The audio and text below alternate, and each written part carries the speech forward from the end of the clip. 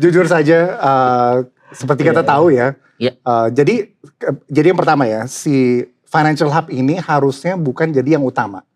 Seharusnya kita tetap benerin yang pasar keuangan kita dulu. Ya kan kayak kita tahu sekarang misalnya di IDX, ya kan kita tahu di ISG kita bermasalah soal transparansi, akuntabilitas. Masalahnya ini adalah kebanyakan soal tata kelola. Bukan masalah fundamental kan. Mungkin secara ekonomi fundamental secara valuasi saham-saham perusahaan baik.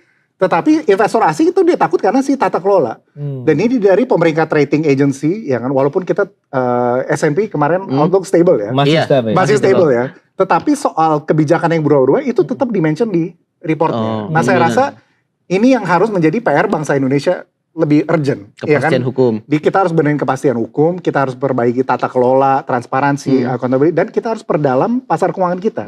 Kan kita dari instrumen juga kita masih lumayan limited ya sekarang. Ya kan kita tidak ada produk hedging contohnya atau produk option yang mungkin lebih pasar keuangan yang lebih advance lah di Singapura. Jadi kita nggak bisa mengharapkan si PFI ini maju kalau si pasar keuangan sendiri ini belum benar. Karena ini kan juga berhubungan ya, sangat berhubungan. Tapi kalau misalkan kebutuhan kita dibandingkan misalkan sebagai pusat finansial internasional, tapi tadi kan sempat disebutkan juga kan ada family office dengan terus ada juga SPF juga, terus kemudian juga tadi apa namanya pokoknya ada 3 lah ya tadi ya. Nah dari ketiga hal itu sebenarnya lebih cocok dengan kondisi Indonesia itu lebih kemana dulu sih?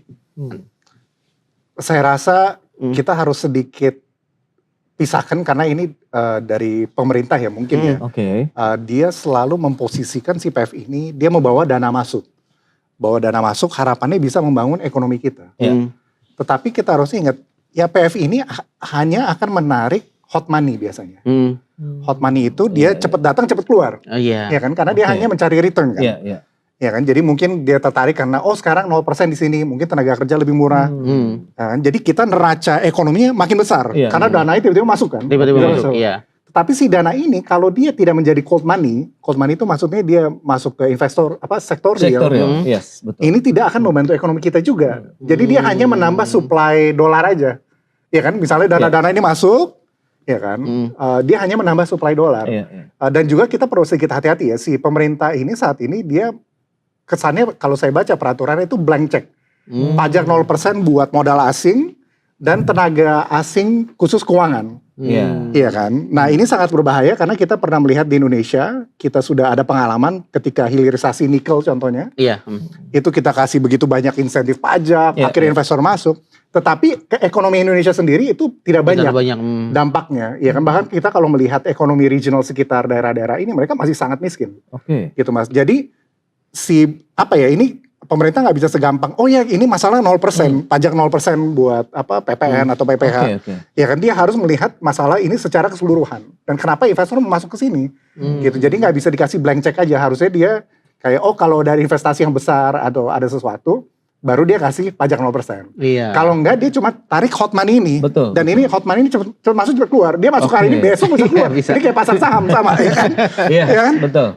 Trading. Iya kayak trading aja dia nggak pusing. Dia hari ini 0%, nanti ada tempat lain minus 0,5 ya dia masuk ke tempat lain gitu. Nah itu dia, perlu ada payung hukum yang lebih kuat atau mungkin konsep awal yang lebih tegas lagi nih. Arahnya sebenarnya mau kemana? Mengingat kalau memang kita ingin menarik dana internasional masuk ke Indonesia, memang seperti yang Mas sampaikan bahwa tidak bisa mengendap dengan waktu yang singkat, tapi harus masuk ke dalam sektorial, langsung ikut bergerak menjadi mesin-mesin ekonomi Indonesia.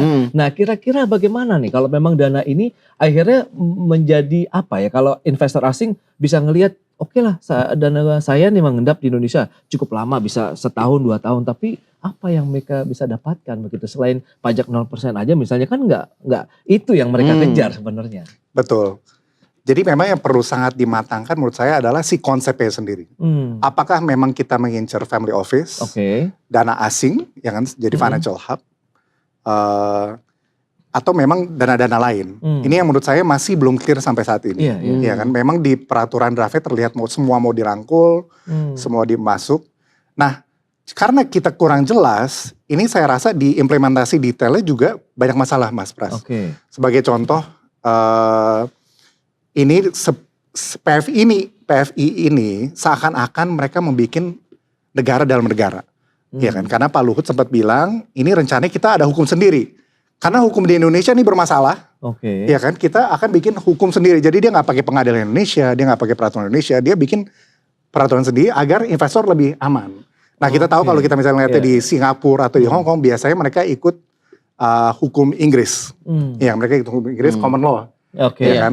Tetapi bukan hanya itu juga, memang pengadilan di Singapura atau di Hong Kong itu sebenarnya mereka lebih pro investor. By design.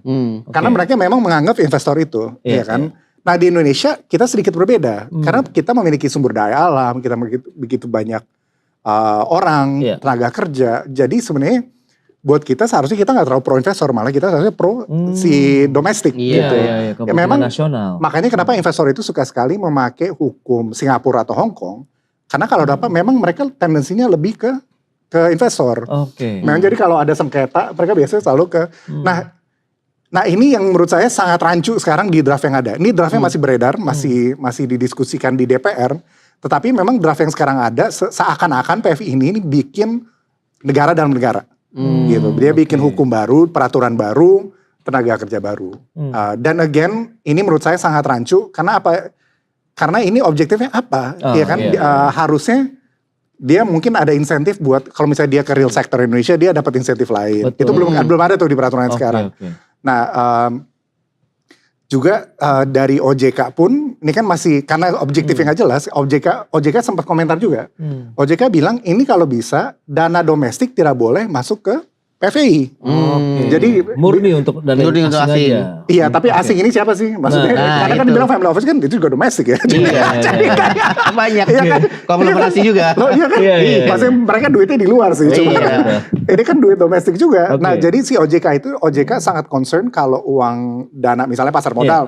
Dana pasar modal pindah ke PFI ini. Karena kan PFI ini kan nggak ada pajak.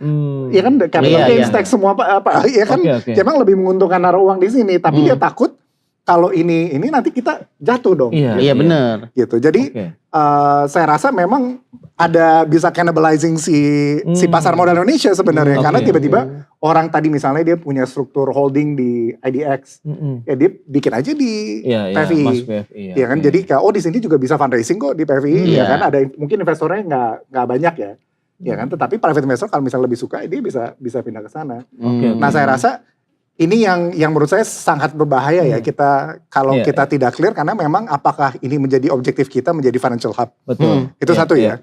Ya kan kalau iya ya itu dia dari hukum dari tata kelola ini memang kita belum nyampe sana gitu. Jadi saya rasa ini idenya bagus, konsepnya bagus seperti banyak lah di masa pemerintahan saat ini ya. Tetapi terlihat sekali kebijakannya sangat terburu-buru.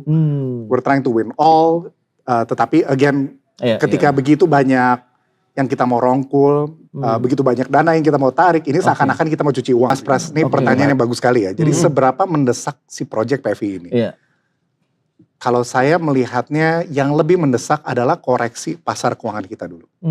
Ya kan kita memang harus memperluas pasar keuangan kita dari likuiditas, tadi soal MSCI, soal transparansi.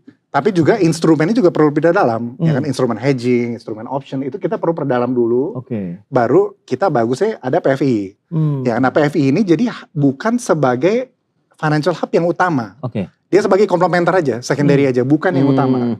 Ya kan kalau sekarang seakan-akan, ini PFI ini akan menyelesaikan begitu banyak masalah, ya kan rupiah nanti kuat, modal masuk, wah ini hebat banget lah pokoknya. Tapi saya rasa kalau kita nggak benerin yang apa kita udah punya. Saya rasa itu sangat-sangat berbahaya dan ini yang menjadi PR besar kita.